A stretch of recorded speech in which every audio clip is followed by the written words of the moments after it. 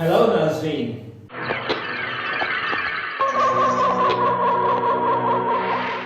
मान ना मान तो मेरे मेहमान ने आज हमारे जो मेहमान हैं वो बहुत ही फेमस और मशहूर हस्ती हैं।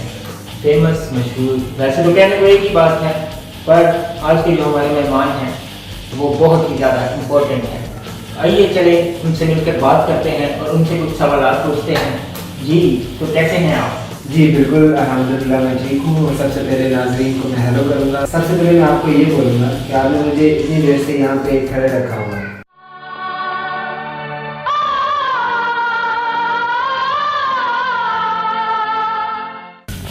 मतलब कोई सिटिंग प्लेस नहीं है। ये आपका स्टूडियो है, इसे आप स्टूडियो कहते हैं। नाज़रीन आप तो देख रहे होंगे ना, मैं खड़ा हूँ बिल्कुल। ये देखिए, आपने सुना होगा ये यानी कि फेमस पर्सनालिटी से आप लोग आते हैं, और जो आई एम पर्सनालिटी और फेमस भी और ये मुझे अभी तक स्टिल खड़ा रखा हुआ है। जी तो अब आप क्वेश्चन कर सकते हैं मुझसे। नहीं देखें, ऐसी बिल्कुल बात नहीं है। आपको ये बैठने के लिए मैंने चेयर मंगवाई है। तो अभी अभी जो है ना 4-5 मेहमान आ गए थे ऊपर, तो उसके लिए चेयर हम उठाकर ऊपर ले गए थे। और आपके अब ये बताएं कि आप क्या लेंगे, ठंडा लेंगे, गर्म लेंगे, केक खाएंगे, पेस्ट्री खाएंगे, या होस्ट वगैरह की कैंडीज भी आप खा लेते हैं। पर एक्चुअली असल में हमारा अभी यहाँ मेंटेनेंस का काम चल रहा है, इस वजह से मैं आपको बैठने के लिए भी चेयर नहीं दे सका। ठीक है, तो अभी बस चेयर वाला आता ही होगा। यार कहाँ रह देते हो भाई? ये नहीं, आपका ऑफिस अभी स्टार्ट हुआ। मैं वो जैसे एक ऑफिस का नाम मेरे ज़हन में नहीं आ रहा, वो भी स्टार्ट ही हुआ था और उसमें अभी तक बहुत सी चीज़ें ऐड नहीं हो सकी। चले खैर, आप किसकी बात कर रहे हैं? आप चेयर लेने गए और इधर आए क्यों नहीं?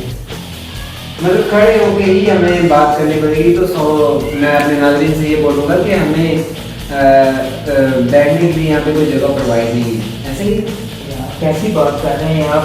आपको क्या 1 मिनट खड़ा होना पड़ गया तो आप खड़े भी नहीं हो सकते? आप अपने मुल्क के लिए क्या खड़े होंगे बात नहीं करते हैं? और चले आप जो खड़े हो गए, आप ये बताएं आए किससे हैं? आप रिक्शे पे आए हैं, तो गाड़ी पे आए हैं, किस चीज़ पे आए हैं? रिक्शे पे आए हैं तो भाई हमसे इसका किराया ले लेकर यही हम कर सकते हैं आप लोगों के लिए। और इंटरव्यू देने वाली बात करें, लोग कैमरा ऑन है, लोग देख रहे हैं। नहीं तो आप कह रहे हैं कि नाज़रीन देख रहे हैं, तो नाज़रीन देखेंगे। मैं इनको बेइज्जत नहीं कर रहा, बता रहा हूँ आपको, ऑडियंस को। नहीं नहीं नहीं नहीं, ऐसी बात करने की जरूरत नहीं है। मैं आपसे सवाल कर रहा हूँ। अच्छा आप ये बताएं कि ये जो मुल्क है ये बहुत अच्छा तरक्की कर रहा है, ठीक है, सब चीज़ें अवेलेबल है दुनिया की यहाँ पे। यहाँ करके हम सोच रहे हैं कि किस मुल्क को कर्जा दें, और हमारा जो ये अपना ऑफिस है ये बहुत इतना अच्छा तैयार हो गया कि हम सोच रहे हैं भाई कि बाहर के लोगों को किराए पे जो ऑफिस लेते हैं उनको बुलाकर अपने ऑफिस में फ्री जगह दें। अब इतनी चीज़ें, इतने हमारे पास रिसोर्सेज हो गए हैं कि हम खुद परेशान हैं कि किस किस को फ्री में बांटें।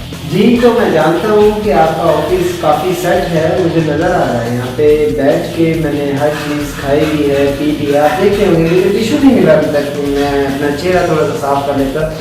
रही बात हमारे मुल्क की, मुल्क तो हमारा ऑलरेडी बहुत अच्छा है। इमरान खान आ गया, और ज़्यादा अच्छा हो गया।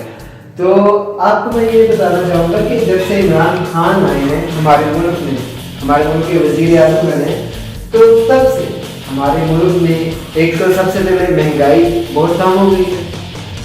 दूसरे नंबर पे अगर बिजली का बिल हमें 150 आता था तो अब हमें 25 रुपये आता है।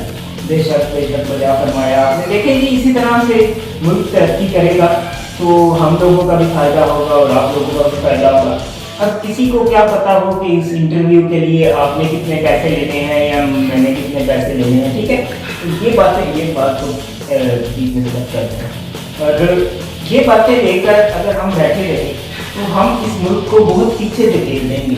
और जैसा कि मैंने बताया कि इस ऑफिस में हमारे पास माशाल्लाह बहुत रिसोर्स। यार तो आज क्यों नहीं रहा यार, किधर रह गया?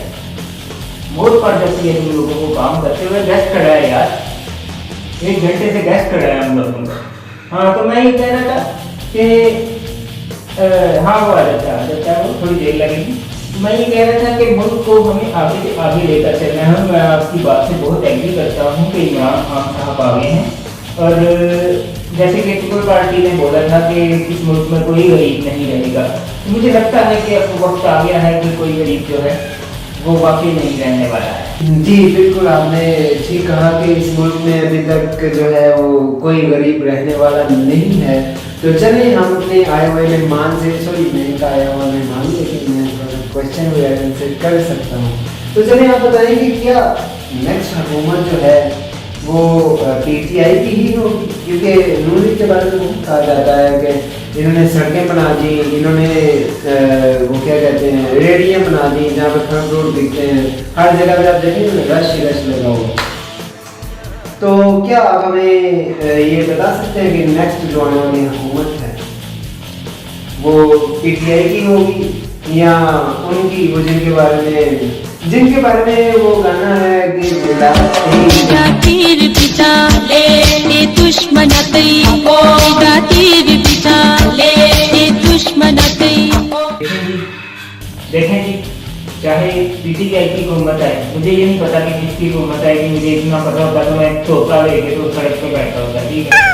और मुझे नहीं पता किसकी हुकूमत है कि बाहर जिसकी भी हुकूमत है, हमें चंद चीज़ों से मतलब होना चाहिए।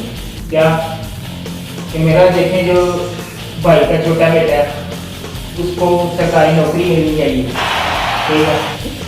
और हमारे घर टाइम पे जो है आटा पहुंचना चाहिए जो कि सरकारी खाते से आता है, ठीक है।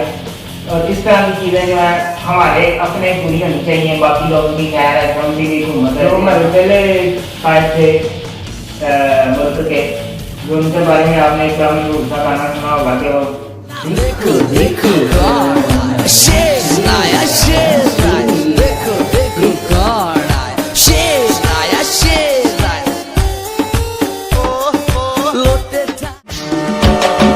तीर पिता ले दुश्मन तीर पिता ले दुश्मन कुत्ता शाबाज पे वारी।